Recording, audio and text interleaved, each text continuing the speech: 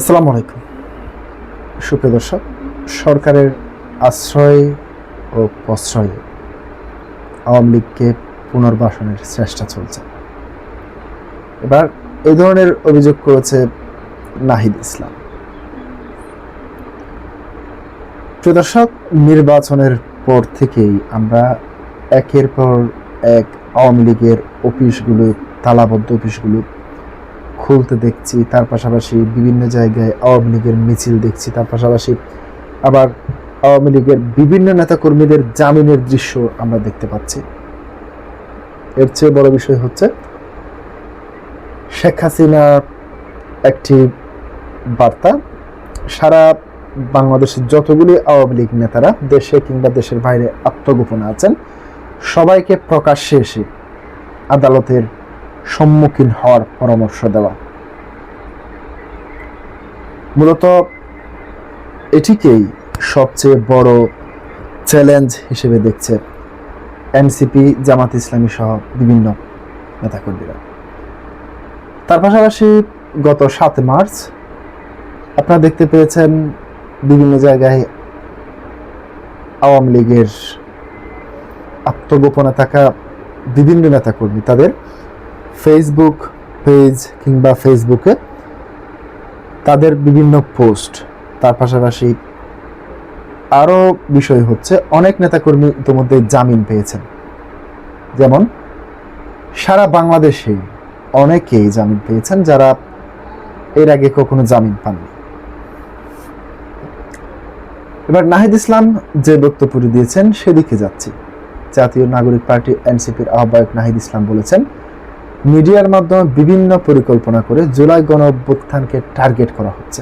5 আগস্টের পর থেকে এবং এই নির্বাচনের পর থেকে সরকারের আশ্রয় প্রশ্রয় ও গ্রিন সিগন্যালের ব্যাপকভাবে আওয়ামী লীগের পুনর্বাসনের চেষ্টা চলছে। সেই উদ্দেশ্যে নানা সংবাদ, তথ্য ও অপতথ্য প্রচার করা হচ্ছে। সারা দেশে নানা প্রক্রিয়ায়, নানা পন্থায় ফ্যাসিস্ট আওয়ামী লীগকে পুনর্বাসনের চেষ্টা চলছে। শনিবার বিকেলে ফরিদপুর শহরের ঐতিহাসিক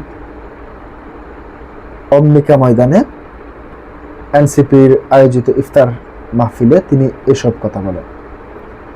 উপজেলা এনসিপির আহ্বায়ক বায়েজিদ হোসেনের সভাপতিত্বে অনুষ্ঠানে প্রধান অতিথির বক্তব্যে ঢাকা 11 আসনের সংসদ সদস্য নাহিদ ইসলাম বলেন, আমরা খুব স্পষ্টভাবে বলতে চাই, ফ্যাসিস্টদের কোনো ক্ষমা নেই। ফ্যাসিস্টদের বিচার এবং ফ্যাসিস্টদের দোসরদের বিচার এই বাংলার মাটিতেই হবে ইনশাআল্লাহ। এই পথে যারা বাধা হয়ে দাঁড়াবে তাদের বিরুদ্ধে আমরা দাঁড়াবো, তাদের বিরুদ্ধে বাংলাদেশের জনগণ দাঁড়াবে।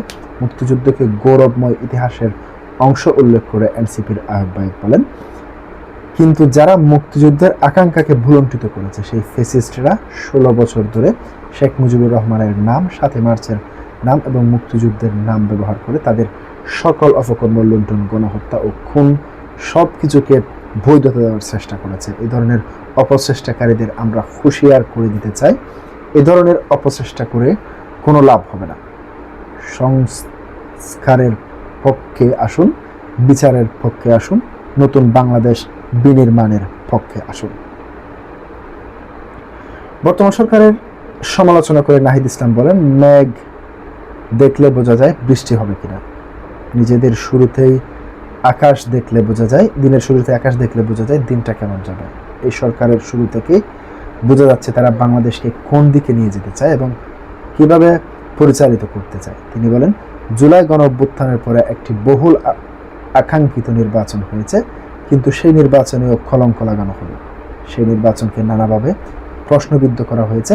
নাহিদ ইসলাম আরও বলেন, আমরা সব কিছু মেনে নিয়েই জুলাই গণঅভ্যুত্থানের আদেশ অনুযায়ী 2 শপথ নিয়েছিলাম, কিন্তু সরকারি দল একটি শপথ নিয়েই এই নির্বাচনের পরই সবার আগে জুলাই গণঅভ্যুত্থানের আকাঙ্ক্ষা এবং জুলাই সনদের প্রতিশ্রুতির সঙ্গে বেইমানি করেছে।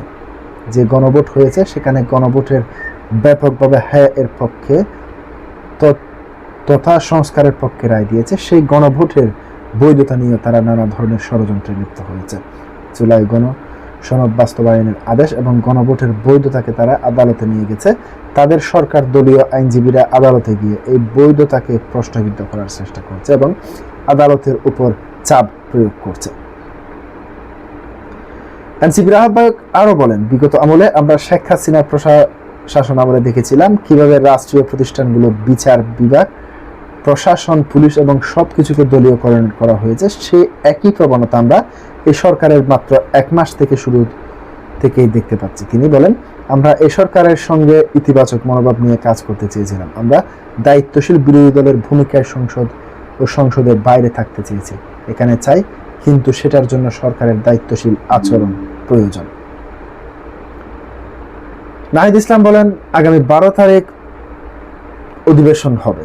সেই অধিবেশনের শুরুতে সংবিধান সংস্কার পরিষদের সদস্যদের শপথ নিতে হবে এবং ফ্যাসিস্টদের রাষ্ট্রপতি অপসারণের যথাযথ ব্যবস্থা নিতে হবে। এই অন্যথায় যদি বিচ্যুতি ঘটে, তাহলে 11 দলকে এবং জাতীয় নাগরিক পার্টিকে আমাদের সিদ্ধান্ত নিতে বাধ্য হতে হবে।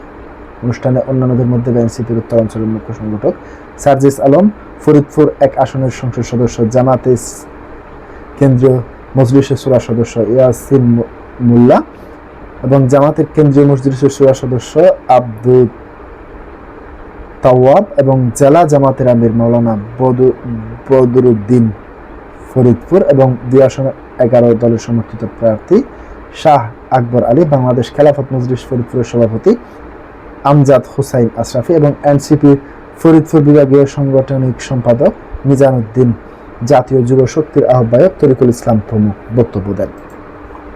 প্রিয় দর্শক, আজকে পর্যন্তই। আসসালামু আলাইকুম।